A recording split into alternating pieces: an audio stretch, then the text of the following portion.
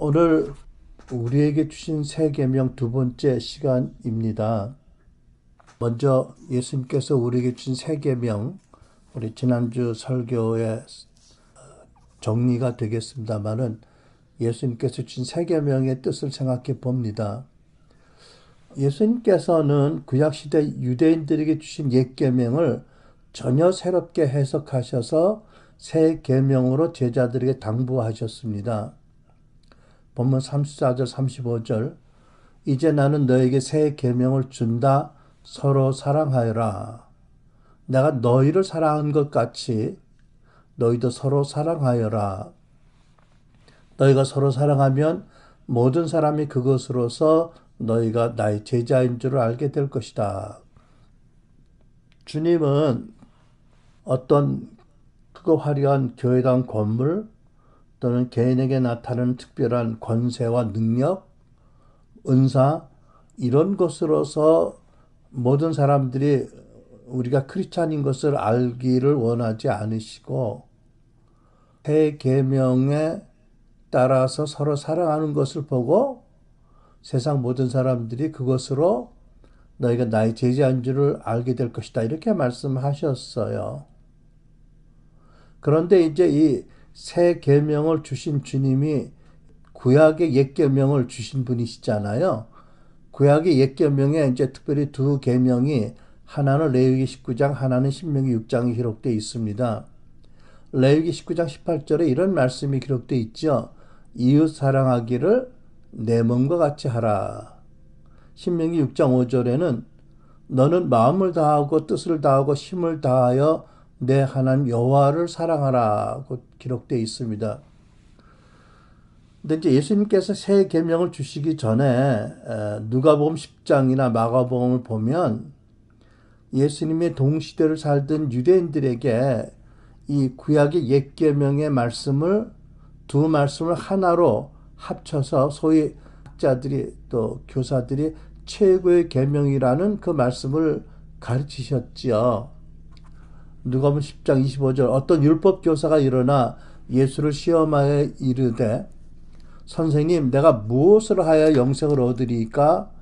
예수께서 이르시되 율법에 무엇이라고 기록되었으며 내가 어떻게 읽느냐? 대답하여 이르되 내 마음을 다하며 목숨을 다하며 힘을 다하여 뜻을 다하여 주 너의 하나님을 사랑하고 또한 내 이웃을 내 자신같이 사랑하라 하셨나이다. 28절 예수께서 이르시되 내 대답이 옳도다. 이를 행하라 그러면 살리라 이렇게 하셔서 구약의 옛 계명 두 말씀을 하나로 이렇게 최고의 계명으로 가르치셨어요.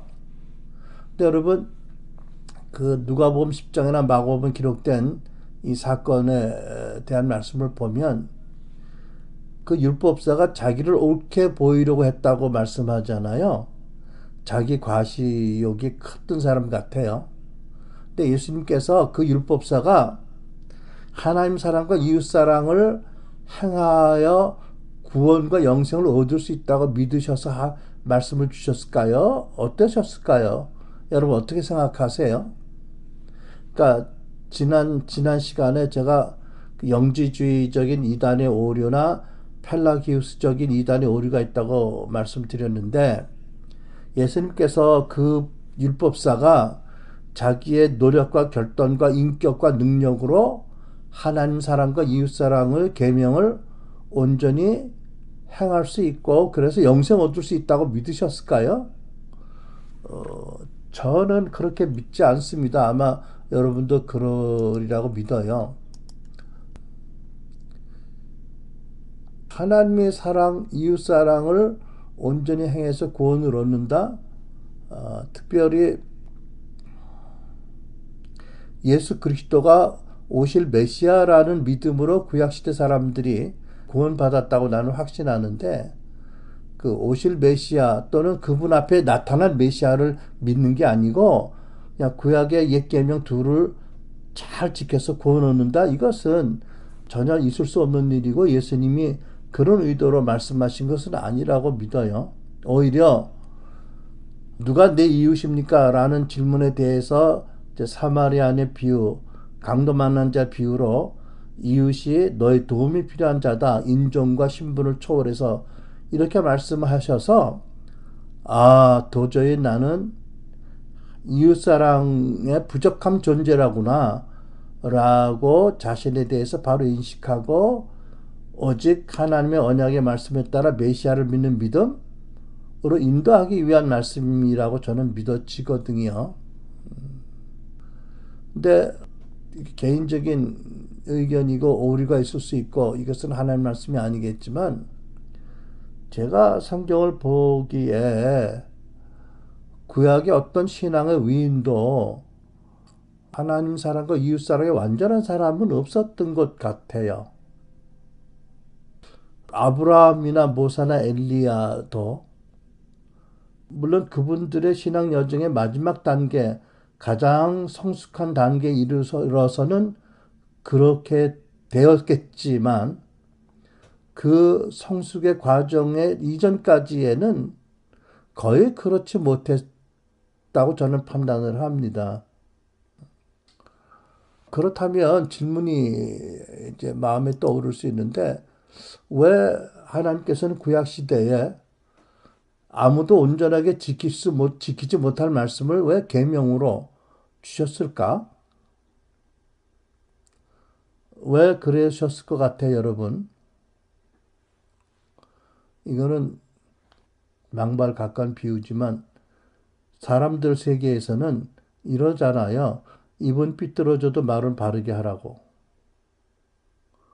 여러분, 어느 누구도 자력으로 온전하게 계명을 지킬 수 없다 하더라도 하나님은 사람들이 계명을 받고 그 계명과 진리대로 살기 애쓰도록 기회를 주시는 분이 아닌가요? 너희는 안 돼. 그러니까 난 너희들에게 얘기 안 하겠어. 그냥 막 살아도 돼. 그런 아버지가 아니시잖아요. 그죠? 그 진리니까 그게 정말 사람을 진정 사람답게 하는 것이고 행복하게 하는 것이니까 비록 어느 누구도 엄밀한 의미에서 다 온전히 수행할 수 없을지라도 아버지의 마음으로는 자녀들에게 그렇게 당부하는 게 마땅하지 않을까요? 아까 찬양 드린 가사 하나님이 세상을 이처럼 사랑하사 독생자를 주셨다. 그 세상이 하나님 앞에 엎드려 경배하고 하나님을 경외하는 세상이 아니잖아요. 아브라함의 후손으로 만들어진 유대 이스라엘 백성들도 많은 잡신과 우상을 섬기고 음란한 죄를 짓고 포악을 입삼고 세상은 제각기 자기들을 가면서 서로 해하고 추악한 세상이지요. 근데 마치 집을 나간 탕자를 기다리는 아버지같이 비록 타락해서 그 마음에 이기심과 죄악과 살이가 가득하고 음란이 가득해도 하나님 아버지께서는 세상 사람들을 당신의 집을 나간 자녀들 같이 아픈 마음으로 기다리시고 돌아올 길을 예수로 말미암아 예비하셨잖아요. 그러니까 어느 누구도 온전하게 다 문자적으로 계명을 지킬 수 없다 하더라도 사람들이 그 계명을 알고 계명대로 살도록 노력할 수 있는 기회를 주시는 것이 그리고 도우시는 것이 아버지다. 아버지 마음이다라고 저는 믿습니다. 그리고 더 나아가서 그 율법사에게 하신 주님의 말씀의 의도같이 하나님의 사랑을 몸과 마음과 뜻과 정성과 생명을 다해 사랑하고 이웃을 내 몸같이 사랑하지 못하는 자인 것을 깨닫고 구원이 필요한 것을 깨닫고 구원을 주실 메시아를 기다리게 하는 것이 그것이 구약의 기본적인 목적이었고 또 이 계명 주신 목적이 아닐까라고 믿습니다. 결국 사람들이 스스로 할 수 없다는 것을 깨닫고 메시아를 대망하도록 믿고 기다리도록 하기 위함이었고 결국 예수님이 독생자가 이 땅에 오셔서 세상에 오셔서 성육신해서 오셔서 최초로 인류 역사상 최초로 하나님 사랑과 이웃 사랑의 계명을 완전하게 이루셨고 그래서 당신의 영원한 구원 제물이 될 자격을 이루셨잖아요. 그 예수님께서 소위 그 최고의 계명을 더 구체화하셔서 당신을 친히 따르는 제자들에게 사도들에게 이 새 계명을 주셨어요. 그러니까 예수님께서는 제자들에게 너희들이 서로 사랑하되 너희가 자신을 사랑하는 것 같이 서로 사랑할 것이 아니고 내가 너희들을 사랑한 것 같이 서로 사랑하라. 이로써 모든 사람이 너희들이 내 제자인 줄 알리라고 새 계명을 주셨지요. 그러니까 구약 시대는 물론이고 복음서 시대를 살던 유대교인들이나 또 예수님을 따르는 제자들이 기존에 알고 있던 것과 전혀 깊고 다른 새로운 뜻의 계명을 주신 말씀이 있지요. 이 새 계명을 예수님께서는 가룟 유다가 그 함께한 자리를 나간 바로 직후에 마지막으로 유언처럼 제자들이 당부하셨어요. 가룟 유다는 이 계명을 들을 자격도 없었던 것 같아요. 예수님이 가르신 게 아니라 스스로 그 자리를 먼저 나갔으니까 예수를 배신하라고 그랬죠. 그러니까 이 계명이 엄청난 부담이 될 수 있지만 계명을 듣는 것 자체도 어마어마한 축복으로 시작된 거다. 저는 그렇게 믿습니다. 예수님께서 십자가를 거쳐서 부활하셨고 승천하신 다음에 이 세상에서 당신을 대신해서 복음을 전하고 예수님의 제자들을 세움으로 하나님 나라를 섬길 열한 사도들과 모든 제자들에게 유언적으로 주신 말씀이 이 새 계명이다. 그렇죠? 서로 사랑하라. 사랑하되 내가 너희들을 사랑한 것 같이 서로 사랑하라. 와, 대단한 계명입니다. 대단한 유언적인 말씀이죠. 이제 두 번째로 우리가 이 계명을 주신 예수님의 사랑과 모본을 성경을 통해서 살펴보기 원합니다. 첫째로 예수님께서는 따르는 제자들은 물론이거니와 어떤 사람도 차별하거나 판단하거나 정죄하거나 포기하지 않으셨어요. 우리가 복음서를 보면 너무나 자명하게 알 수 있잖아요. 예수님은 어떤 사람이든지 인종이나 신분이나 또는 뭐 어떤 차이 때문에 사람들을 차별하지 않으셨어요. 심지어 제자들이 거듭거듭 당신 앞에서 서로 다투는 죄를 범했어도 또는 야고보와 요한이 하늘에서 불을 내려 저들을 태워 죽이자고 망발을 할 때도 책망하셨을 망정 저들을 떠나보내시지 포기하지 않으셨어요. 여러분, 예수님이 그 제자들을 끝까지 사랑하셨는데 그들이 예수님 주변에 있는 모든 사람들 중에서 가장 월등해서 사회적으로나 인격적으로나 지력적으로나 경제적으로나 도덕적으로 우월해서 그렇게 사랑하셨을까요? 제가 보기에 오늘 사는 우리들처럼 아주 평범한 사람들입니다. 그들도. 예수님은 그 제자들과 함께 3년 동안 같이 사셨지요. 공동체 생활을 하셨어요. 여러분, 공동체 생활을 하신 분들은 경험적으로 알겠지만 같이 한 2달만 살면 대개 다 사람들의 미천이 드러나요. 그죠? 그냥 출퇴근하는 게 아니라 하루 삼시세끼 같이 먹고 자고 각 한 공동체 생활을 하면 아마 그래서 그 공동체 생활이 축복과 유익이 있을 것 같아요. 이렇게 예수님께서는 제자들 각 사람의 문제점과 부족과 성질이 어떤지를 허물이 어떤지 잘 아셨어요.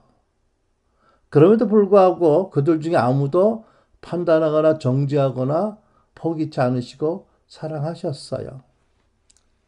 그리고 하나님께서는 말씀을 통해서 우리에게 아무도라는 것은 자신을 포함한 모든 남들을 비판하거나 판단하거나 원망하지 말라고 말씀하시잖아요. 그러니까 우리가 새 계명을 실천하려면 여기서 받는 교훈은 먼저 나는 물론이고 자신은 물론이고 남들을 이웃을 판단하고 정죄하고 원망하지 말아야 된다는 그런 교훈이 있겠죠. 특별히 레위기 19장 18절 말씀에는 원수를 갚지 말며 동포를 원망하지 말라고 하셨어요. 그러니까 사람들에게 분노를 품고 원수를 갚으려고 하지 말고 보복하려 하지 말고 남을 원망하지 말아라 하고 하시잖아요. 그러니까 우리가 부정적인 교훈이 되겠죠. 주님이 주신 세 계명을 실천하려면 먼저 원수 갚으려는 의도를 포기하고 누구도 원망하지 말아라. 뭐 이런 교훈을 먼저 새겨야 될 것 같습니다. 또 예수님 두 번째로 죄와 허물이 많은 당신의 제자들과 세상 사람들을 당신과 동일시하시며 기도하셨어요. 예수님께서 공생애 받으시기 직전에 뭐 하셨죠? 세리요한에게 물세를 받으셨잖아요. 예수님께서 십자가 달려 돌아가시 바로 전날 밤에 누가복음 22장을 보면 예수님도 인간적으로 지극히 받아 마시기를 두려워했던 그 잔을, 아버지가 주신 잔을 받아 마시셨잖아요. 이런 행동들이 무슨 의미를 나타냈지요? 거룩하신 하나님의 아들 예수님께서 이 세상 사람들의 모든 죄의 짐을 당신이 지셨다, 동일시하셨다, 그 결과를 십자가에서 받아들이고 하셨다는 뜻이지요. 예수님께서 겟세마네 동산에서 기도하실 때 땀이 핏물같이 되었다, 피같이 흘렸다, 흐르신 땀이 피같이 되었다 이런 말씀이 있잖아요. 왜? 당신은 거룩하시고 죄를 전혀 모르시지만 메시아로서 세상 모든 죄의 그 흉악함과 더러움과 그 흉포함을 자신의 것으로 받아들여서 동일시하시며 기도하시고 받아들이셨잖아요. 그러니까 우리가 새 계명을 실천하려면 우리는 지금 현재적으로 내 모습 이대로도 하나님의 놀라운 사랑과 은혜를 받는 자들이 있지만 여전히 우리 안에는 벗겨지지 않는 죄성이 있고 자기중심주의가 뼛속까지 흐르고 있다는 그런 존재라는 것을 깨달아야 될 것이고 더구나 그렇기 때문에 예수님의 본을 받아서 우리 이웃과 세상의 죄를 우리가 내 자신의 문제로 동일시하고 기도하고 중보해야 된다. 그리고 독생자가 하셨던 것처럼 세상을 멀리하고 판단하는 것이 아니라 다가가고 가까이 가서 섬겨야 된다. 이런 이제 교훈을 받을 수 있겠지요. 예수님의 모본 세 번째, 제자들을 사랑하실 때 끝까지 사랑하셨다. 요한복음 13장 1절 말씀이에요. 유월절 전에 예수께서 자기가 세상을 떠나 아버지께로 돌아가실 때가 이른 줄 아시고 세상에 있는 자기 사람들을 사랑하시되 끝까지 사랑하시느니라. 네. 이미 말씀드렸지만 우리도 그렇지만 예수님의 제자들 사랑하신 것이 그들의 상태와 형편과 인격과 뭐 능력 때문이 아니잖아요. 왜? 오직 예수께서 항상 아버지의 사랑과 성령으로 충만하셨기 때문이다. 그렇죠? 아버지는 당신이 창조하신 피조물을 당신의 아들로 보시고 그분이 사랑이기 때문에 사랑하셨다라는 것을 우리가 잘 알잖아요. 그렇죠? 그러니까 우리가 새 계명을 실천하려면 어떻게 돼야 될까요? 로마서의 말씀에 있는 것처럼 십자가로 확증하시고 성령으로 부어주시는 하나님 아버지의 사랑을 우리가 계속 믿음으로 구하고 받고 체험받고 흘려보내야 된다는 거지않아요. 요한일서 4장 7절로 10절에 11절에 이런 말씀이 있잖아요. 사랑은 하나님께 속한 것이니, 그죠? 그러니까 우리가 먼저 하나님 사랑한 것도 아니고 하나님 사랑은 하나님께 속한 것인데 메시아와 성령을 통해서 우리에게 부어 주셨다. 그러므로 사랑하는 자들아 하나님이 이같이 우리를 사랑하셨은즉 우리도 서로 사랑하는 것이 마땅하도다. 성경은 분명히 말씀해요. 사랑이 우리에게 속한 것이 아니고 하나님께 속한 것이고 하나님의 성품이고 그 사랑이 우리에게 부어진 바 되었고 십자가와 부활로 예수로 말미암아 성령으로 그래서 우리가 사랑받았기 때문에 하나님을 사랑한다. 그리고 서로 사랑하자 이렇게 말씀하잖아요. 그러니까 이 사랑이 하늘로부터 십자가를 통해서 성령으로 우리가 흘러 들어와야 된다는 거지요. 채워져야 된다는 거지요. 로마서 5장의 말씀 5절로 6절 8절 말씀 잘하는 말씀이잖아요. 소망은 우리를 낙심시키지 않습니다. 하나님께서 우리에게 주신 성령으로 인해 그분의 사랑을 우리 마음에 부어주셨기 때문입니다. 그렇죠? 우리가 아직 연약할 때 그리스도께서 작정된 시기에 경건하지 않은 사람들을 위해서 죽으셨습니다. 우리가 아직 죄인이었을 때 그리스도께서 우리를 위해 죽으심으로 하나님께서는 우리에 대한 그분의 사랑을 나타내셨습니다. 그렇죠? 하나님 아버지께서는 당신의 독생자를 십자가를 못 박으심으로 아직도 죄인인 세상 사람들을 얼마나 사랑하는지 확증하셨고 예수를 믿는 사람에게 보내신 성령으로 그 사랑을 부어주신다. 그래서 우리가 가진 소망이 헛되지 않게 된다. 이런 말씀이 있죠. 그러니까 나중에 다시 정리해서 말씀드리겠지만 예수 십자가로 확증하시고 예수님 보내신 성령으로 부으시는 사랑을 받아야만 하나님 사랑과 이웃 사랑을 할 수 있고 새 계명을 시도할 수 있다. 저는 그렇게 믿습니다. 자, 마지막 세 번째로 그러면 새 계명을 주신 예수님의 의도는 무엇이고 우리의 고백은 무엇이 되어야 할까? 그 율법사에게도 그러셨지만 제자들을 바라보시면서 끝까지 사랑하시면서 이 말씀을 주신 주님의 마음에는 어떤 그림이 있었을까? 또 주님께서 오늘 나와 여러분을 바라보시면서 주님의 마음에는 어떤 의도가 있으실까? 이 기록된 말씀 세 계명을 살펴보는 우리들을 보시면서 혹시 그 성령님 임하시면 오순절 이후에는 제자들이 온전히 세 계명을 지킬 수 있다라고 확신하셨을까? 그러면 예수님의 원 제자들이 사도행전에 들어서서는 주님이 주신 세 계명 온전히 지켰을까요? 다시 말해서 예수님이 자기들을 사랑하신 것 같이 서로 사랑했을까요? 자명한 것은 복음서 시대에는 제자들이 틈만 나면 서로 다투고 누가 제일이냐고 시비했어요. 그죠? 주님의 여러 번 책망을 받았어요. 물론 사도행전에 들어온 제자들의 모습을 보면 복음서 시대와는 전혀 다른 사람으로 보일 만큼 달라졌어요. 그러나 제가 보기에는 그들을 통해서 하나님 놀라운 권능과 권세가 나타났지만 예수님 주신 세 계명의 엄격한 기준으로 볼 때 그들이 그렇게까지 완전하게 서로 사랑했을까? 저는 좀 퀘스천이 있어요.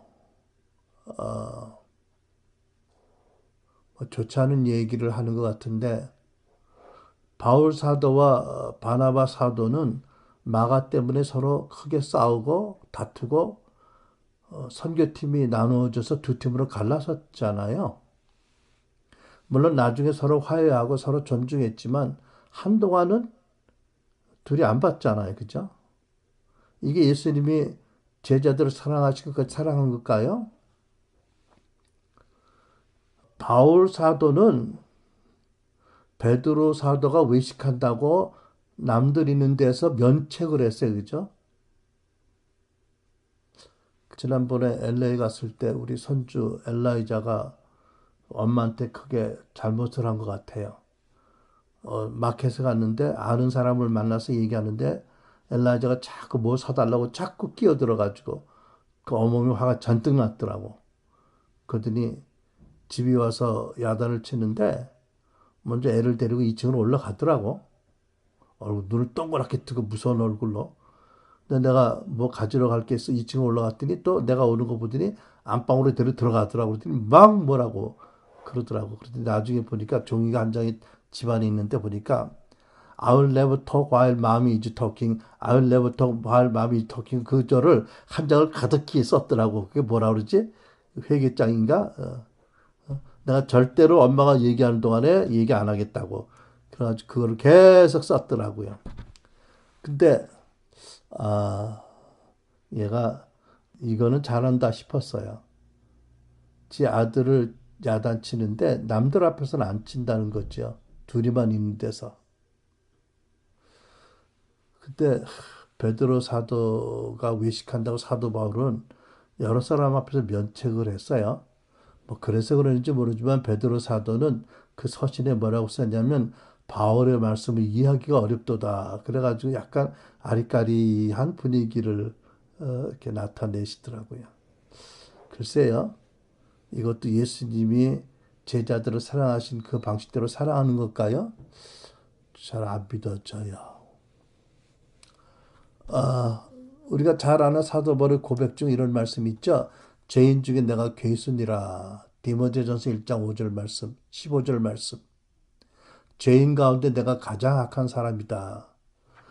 이 디모데전서는 사도 바울의 서신 가운데 가장 뒤늦게 쓰여진 서신이었잖아요.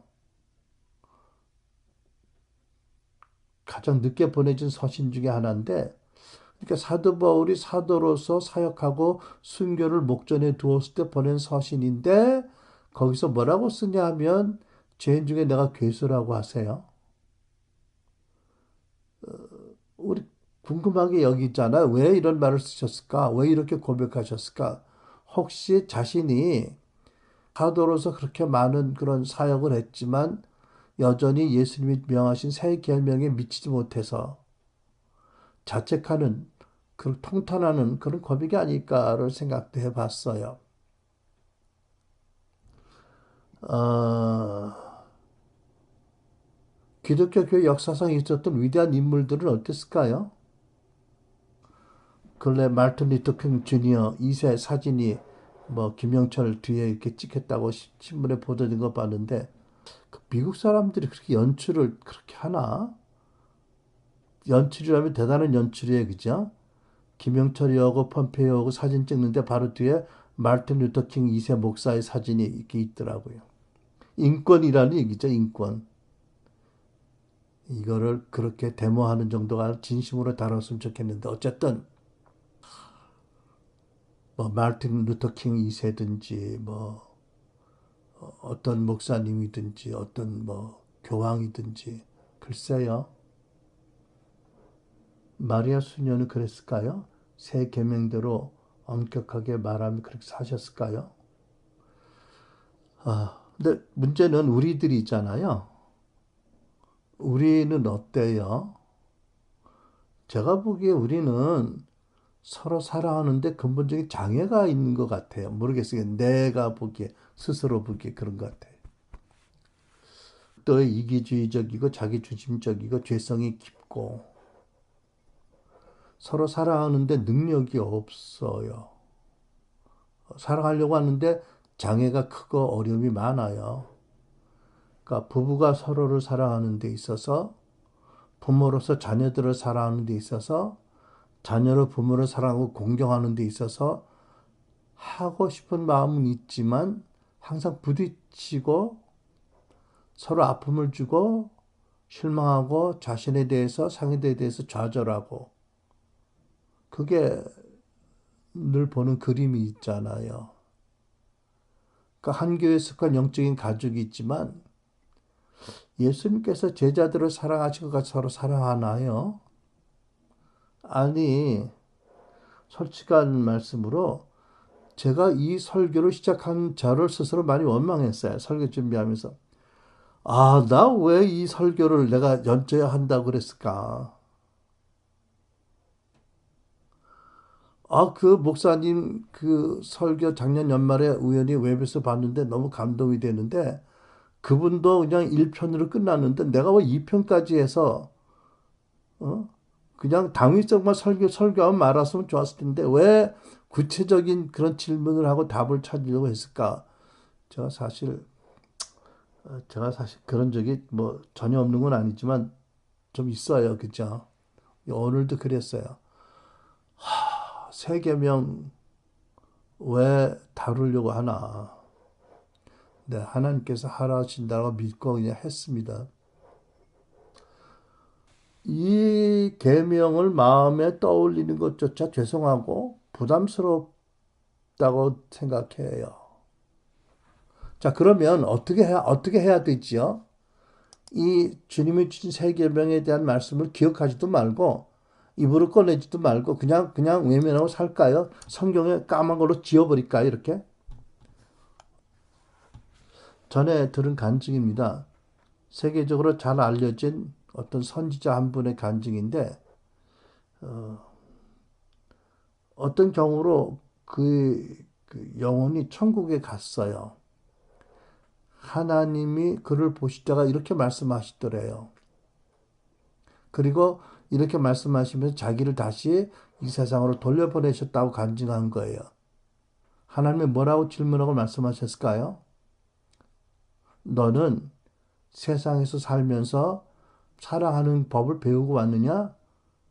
이러셨대요.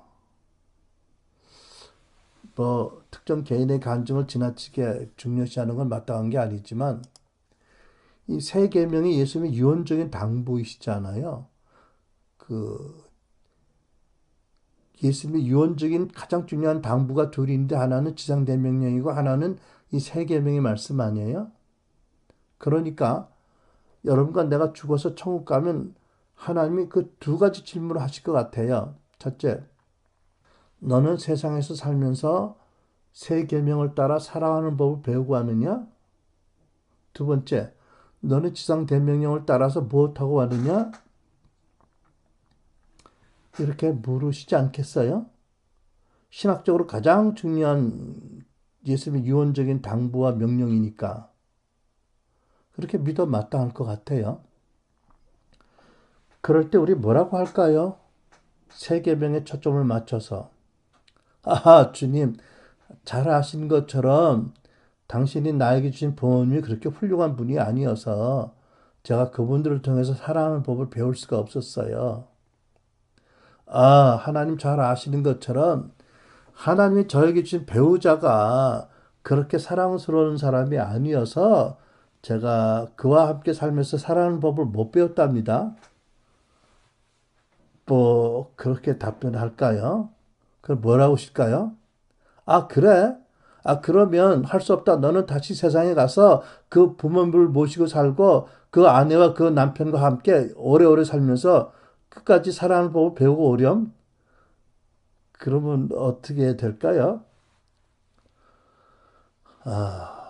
여러분, 그러니까 이게 제 정리된 답변입니다. 최소한 이렇게는 해야 하지 않을까? 제가 이것을 잘한다고 말씀드릴 수는 전혀 없고요. 성경적으로 이렇게 깨닫고 이렇게 시도하고 은혜로 은혜 주시길 기도합니다. 첫째, 무엇보다 첫째는 예수님이 주신 세 계명의 말씀을 더 이상 외면하거나 거부하지 않기로 결단해야 될 것입니다. 우리 교회가 강조하는 지상대명의 말씀과 함께 이 세 계명을 우리가 마음을 열고 마음에 새기고 받아들여야 됩니다. 뭐 계명을 지켜서 축복을 받거나 계명을 지키지 않은 저주를 받는 그런 차원에서가 아니고요. 예수님이 이 땅에 성육신 하시고 공생애를 사시고 십자가 부활을 통해서 우리를 구원하시고 부어주신 놀라운 사랑을 받은 자로서 또 그 사랑과 영생을 이미 받은 자로서 예수님의 유언적인 당부의 말씀인 세 계명을 우리 마음에 새기고 능력은 없지만 최선을 다해서 은혜를 의지해서 실천하겠습니다라는 다짐은 계속 해야 될 줄 믿습니다. 둘째로 사도 바울이 그랬다고 제가 믿는 것처럼 아무리 내가 노력을 해도 현재 내 자신의 인격이나 능력과 사랑으로는 새 계명의 말씀대로 살지 못합니다. 라는 사실을 외면하지 말고 변명하지 말고 부인하지 말고 그것 자체로 아픔으로 애통한 마음으로 깨어진 마음으로 고백하며 살아야 될 줄 믿습니다. 뻔뻔하거나 디나이얼 부인하지 말고 아프지만 아픔을 품고 깨어진 심령으로 주의 은혜를 도움을 구하면서 살아야 된다는 거죠. 이제 그러면서 동시에 더 이상 어떤 성취나 어떤 공로나 실적이나 능력이나 은사 등으로 어떤 조건으로 남들보다 스스로를 높이면서 남들이 자기를 높이려는 그런 의도가 우리 마음에 자리 잡지 않도록 계속 그것이 생각날 때마다 회개하고 십자가 못 박아줄 줄 압니다. 세 번째, 저 여러분이 말씀 그대로 우리가 살아서 주님을 따르는 동안에 항상 주님의 십자가를 지고 따라야 될 줄 믿습니다. 그죠? 플래시 프레어가 여기 해당되겠죠. 우리가 주님의 십자가, 또 주님이 주신 십자가의 죽음을 통과하지 않고는 부활로 나갈 수 없기 때문입니다. 그죠? 먼저 십자가의 죽음을 받아들여야 되는 거죠. 그래야 부활의 능력으로 새 계명을 지킬 수 있는 은혜가 임하겠지요. 플래시 프레어에서 우리가 늘 못 박는 자아를 못 박는 것 마찬가지. 아무든지 나를 따르거든 자기 십자가를 지고 나를 따르는 말씀처럼 새 계명을 이루려고 하는 사람은 자기가 아니라 자아를 십자가 못 박고 우리 안에 계신 예수님이 일하시도록 사랑을 나타내시도록 십자가를 져야 된다. 네 번째, 아까 말씀드렸지만 로마서 5장 5절 말씀처럼 성령으로 부어주시는 십자가에 확증하신 그 사랑을 계속 소킹 프레이를 통해서 받아들이고 우리 존재가 사랑으로 채워지고 흘러나가게 해야 된다. 그렇죠. 이제 그렇게 하기 위해서 우리가 소킹 프레이를 하는데 소킹 프레이를 하기 전에 어떤 믿음이 있어야 되냐 하면 제가 믿기로는 에베소 3장 17절 19절 말씀을 믿는 믿음이 있어야 될 것 같아요. 예수님께서 우리 개인의 죄를 위하여 죽으신 하나님의 어린 양 구세주일 뿐 아니라 살아계셔서 나를 다스리는 왕이신 것을, 나의 절대 주권자인 것을 우리가 고백하며 예수님도 우리 마음에 계시도록 기도해야 된다는 거죠. 에베소 3장 10절과 19절 믿음으로 말미암아 그리스도께서 너희 마음에 계시게 하옵시고 너희가 사랑 가운데서 뿌리가 박히고 터가 굳어져서 18절 너희 모든 성도와 함께 지식에 넘치는 그리스도의 사랑을 알고 그 너비와 길이와 높이와 깊이가 어떠함을 깨달아 하나님의 모든 충만하신 것으로 너희에게 충만하게 하시를 구하노라. 많은 크리스찬들이 예수님을 자신의 구세주로 믿고 거듭나고 죄사함 받고 영생 받고 성령 받지만 더 나아가서 그 예수님이 살아계시고 우리의 마음의 왕으로 모시지 않으면 이 엄청난 사랑 가운데 있을 수 없다는 말씀 아니겠어요, 그죠?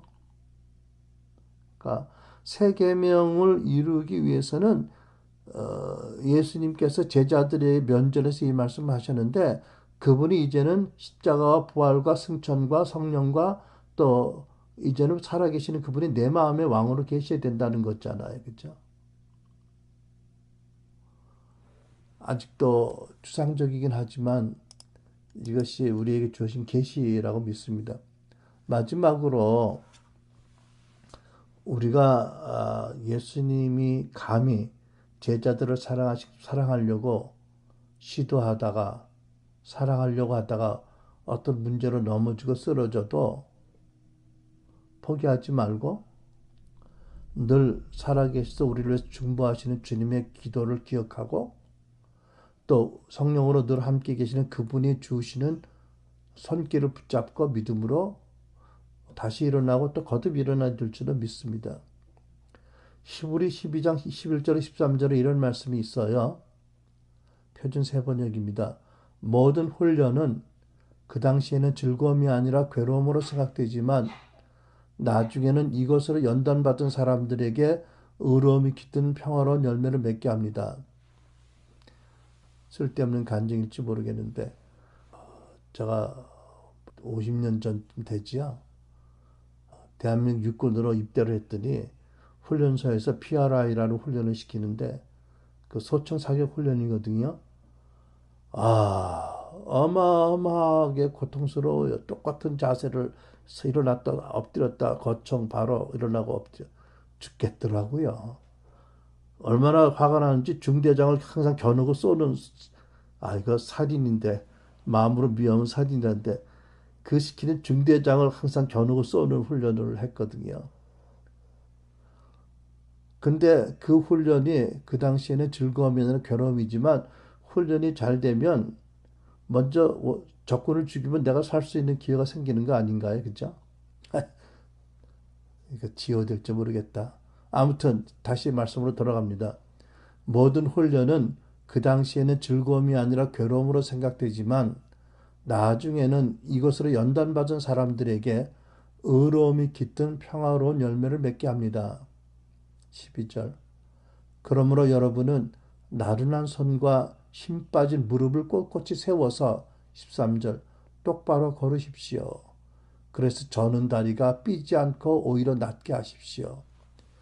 여러분 여기서도 평화로운 열매를 말씀하고 있는데 여러분 아시죠? 사랑은 열매이지요.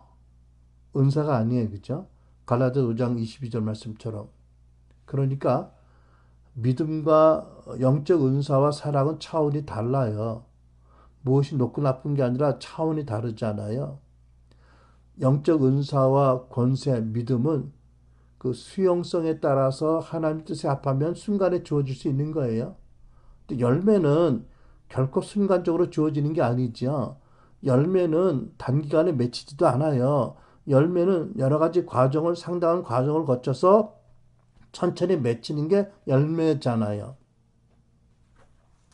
이 열매를 맺게 하려면 계속 실패하더라도 어려워도 계속 시도하고 노력을 해야 결국은 맺어지는 거지요. 물론 중간에 포기하면 안 맺어지는 거예요. 그러니까 히브리서 12장 11절 13절처럼 그러므로 우리가 나른한 손과 힘 빠진 무릎을 꼿꼿이 세워서 똑바로 걸으려고 시도하면 그러다 보면 저는 다리가 삐지 않고 오히려 낫게 된다. 열매를 맺게 된다는 말씀이잖아요. 포기하지 말아라.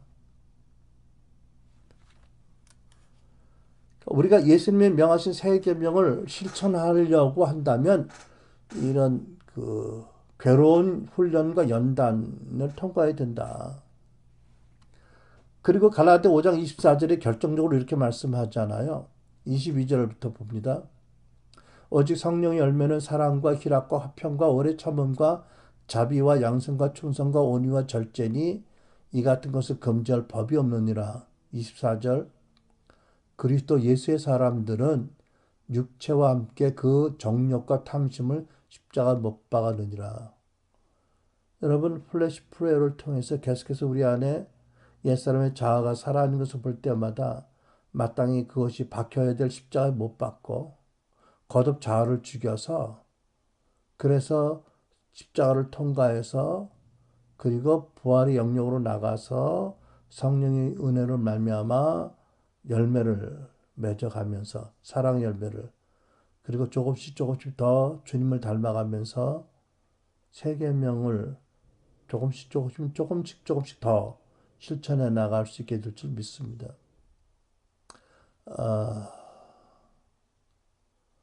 저는 오랫동안 사실 이 세 계명을 그렇게 마음에 새기고 살았던 것 같지는 않아요. 근데 2019년을 들어서 우리 가장 중요한 예수님의 분부가 지상대명령뿐만 아니라 세 계명이라는 자각을 갖게 되고 지상대명령이 아무리 많은 그 실적을 순종해서 열매를 맺었다 하더라도 새 계명을 외면했다면 천국에 들어가는 게 거부당하지는 않겠지만 불에서 나온 구원 얻듯이 들어가지 않을까 이렇게 생각이 됩니다. 여러분 천국에 가면 새 계명을 우리가 다 그것도 은혜로 실천할 수 있을 것 같아, 그죠? 거기에는 아픔도 슬픔도 눈물도 고통도 없을 뿐만 아니라 아버지 얼굴을 바라보고 예수님을 품에 안겨서 그 천국의 영광스러운 입성을 한 다음에는 완전하신 하나님의 은총으로 거기서는 세 계명을 실천할 수 있을 것이라고 믿습니다. 아마 예수님이 이 세 계명을 제자들이 주셨을 때도 그 큰 그림도 있으셨을 것 같아요. 이 세상에서는 문자적으로 온전히 이루지 못할 말씀이지만 저 세상에서는 문자적으로도 온전히 이루어질 것이다. 그러나 누구든지 이 땅에 살면서 이 세 계명을 기억하고 자신의 연약함을 통탄해하면서 그럼에도 불구하고 하나님의 모든 경건을 이루는 모든 것을 주신 하나님 앞에서 은혜를 구하고 포기하고 나갈 때에 아마 저 천국 가면 좀 더 새 계명을 더 크게 이루게 되지 않을까? 하나님은 항상 이 세상과 다음 세상을 함께 보시는 분이기에, 영생을 보시는 분이기에 그렇게 그런 의도를 갖췄다고 믿습니다. 그러니까 포기하지 말고 좌절하고 절망하지 말고 큰 그림으로 이 세상과 넷을 함께 보시는 주님이 그 아름답고 영원한 마음에서 나온 계명을 마음에 새기고 은총을 구하고 소킹 프레어와 프레시 프레어로 또 주님의 진리로 십자가와 부활의 진리를 붙잡고 새해에는 좀 더 새로운 차원으로 도전하는 은혜를 구하고 도전하는 저와 여러분, 특별히 예수님이 주신 세 계명에 순종을 다짐하는 저와 여러분 되시길 축복합니다. 기도하시겠습니다.